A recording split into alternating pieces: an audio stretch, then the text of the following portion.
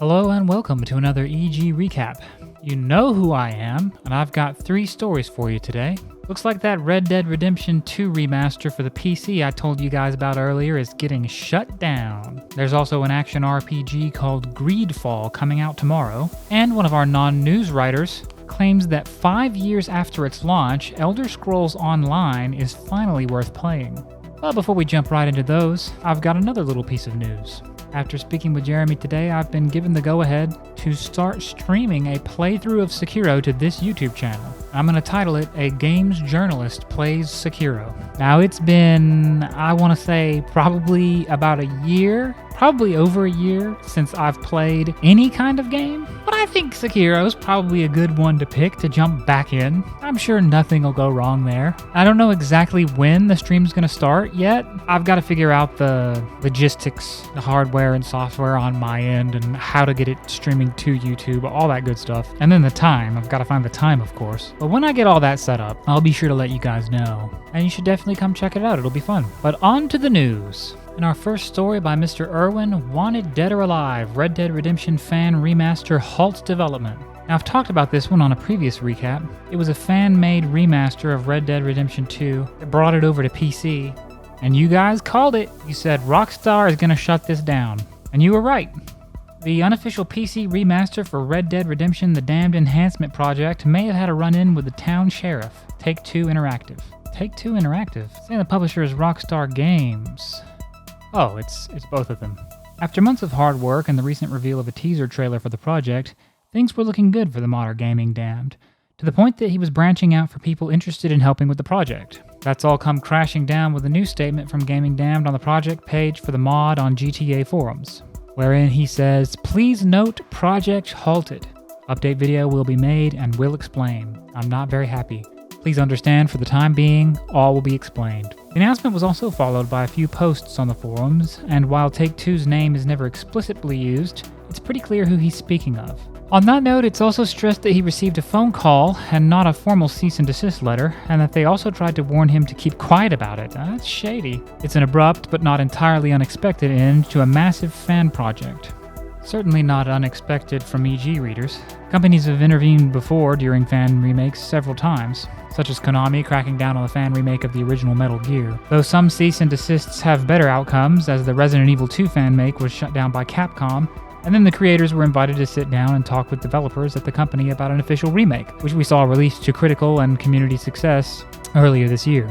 Judging by Gaming Damned's reaction, Irwin guesses that this isn't a scenario where we're going to get an official remaster or remake out of it anytime soon. And there were 2 other projects fairly recently that I talked to you guys about and I've been keeping an eye on. And they're remakes. One of them's the remake of the Ocarina of Time, and the other one's the remake of Dino Crisis. And so far, it looks like they're still surviving. They haven't been shut down yet. Maybe they will be. Maybe it'll be like this scenario Mr. Irwin's talking about, where they get brought onto a project in an official capacity. Or maybe it'll be like Gaming Damned's situation. No letter, just a phone call, and they say, keep this quiet. Why? Why would they handle it that way? I mean, they're legally within their right to just send a letter and he has to stop. So why do it by a phone call, and why ask him to stay quiet about it? The comment section better be conspiracy theory central. You guys guessed this one was getting shut down? Now I want you to guess why they handled it the way they did. Our second story, also by Mr. Irwin, Greedfall makes landfall tomorrow. Greedfall, the latest release from Spiders and Focused Home Interactive, will launch tomorrow for players on PC, Xbox One, and PlayStation 4 platforms. Greedfall has a unique theme, being set in a world inspired by our own colonial era.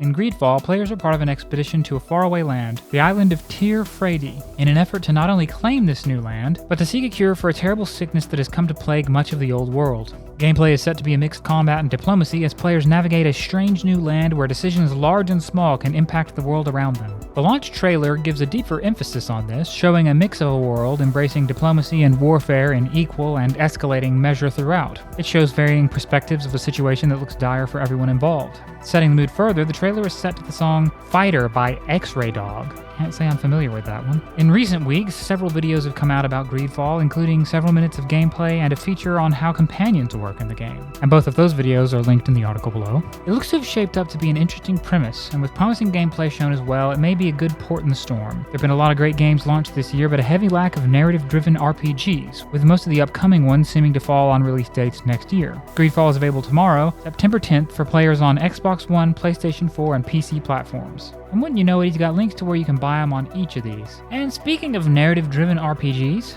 our third story falls out of the news category and is a shout-out to an EG writer by the name of Falco, spelled with a K. Huh. And it's titled Elder Scrolls Online. 5 years later, finally worth a play? When ESO released, the MMORPG world was a different beast. World of Warcraft just reached its peak in subscriber numbers 2 years earlier, Guild Wars 2 came out, as did The Secret World, and generally speaking the market was flooded with so many MMOs that only a game with the oomph of a big franchise behind it could make any sort of impact. The Elder Scrolls was such a franchise. Unfortunately, at launch, the game was in a sorry state. Bare bones and uninspired, it didn't do anything better than its competitors and lacked many quality-of-life features that were considered the norm even back then. Fast forward to 2019. If the MMO genre was a human head, it would look like it would look like Homer Simpson. Apart from this being likely the most awkward comparison ever made, it nevertheless holds true. No, I like it. I find it endearing. Most MMOs have vanished from the public eye. World of Warcraft is just humming along, doing its thing, Guild Wars 2 is in financial troubles, Black Desert Online is creepy, and the only other big boy in town is Final Fantasy XIV. With the ranks thinned out like they are, it's worth revisiting Elder Scrolls Online to see whether it has become a viable competitor. Spoiler alert, yes it has. The world of Elder Scrolls Online is a lush and handcrafted one. Despite Bethesda's bad reputation thanks to Fallout 76, the company has continually and constantly improved ESO. Estimates are that about 3 million active players currently roam the world of Nirn. Why is that?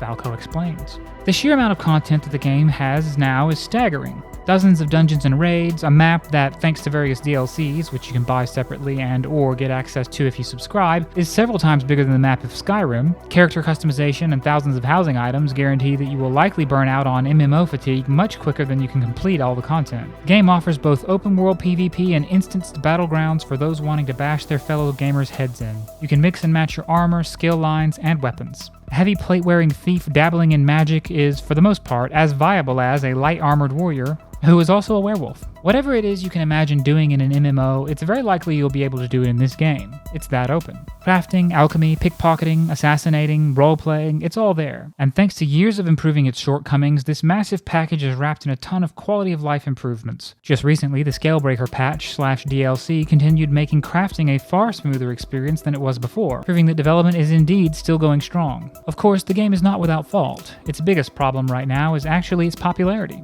Many people report moderate to severe latency problems, and especially big PvP fights can quickly become a lag fest. Server connectivity is also suboptimal in PvE. Abilities will occasionally not fire, and rubber banding is not unheard of either. Bethesda seems committed to improving these widely acknowledged shortcomings though, and they sound earnest to Falco, which is surprising considering how little he trusts AAA companies. All things considered, if you're a fan of MMOs and are starving to try out something new, please do give ESO a try. It's a game that launched in a pitiful state, but has truly redeemed itself. The No Man's Sky of MMOs, so to say. He says, I swear I'm never going to make comparisons again. Falco, don't you dare doubt yourself. Oh, he's got a link to his Twitter too. Is he a giant bird? No, he's a happy farmer. In any case, I thought this one was pretty helpful for fans of RPGs. And if you're feeling that role-playing itch and you've been looking around not sure what to check out, you might want to check out this one. He's even got a link within the article that links to looks like a Reddit post with a developer roadmap for Q4 2019 and 2020. And it was a pretty popular article on the site. It got a lot of comments and feedback. And that's going to do it for today's EG recap. I'm thinking probably by the end of this week, I'll have all the streaming stuff figured out, and hopefully not too long after that I can get things rolling. Somebody mentioned also recording the gameplay in case they weren't able to catch it. So what I'll do is I'll stream and record at the same time. So if you miss it, I'll just toss it up here on the channel. And if you guys like it, I'll keep it going, and if you hate it, I'll play by my lonesome. But as always, be sure to like, comment, subscribe, and share. Jeremy told me today some of you have actually been reaching out to him to tell him you enjoy these. Well, that really does warm the hole where my heart used to be. I've still got this graphics package I'm trying to figure out how to get integrated into Premiere, and whenever I do manage to break its secrets, the recaps shall become more fancy. So much to do, so much to learn. Always. Until next time.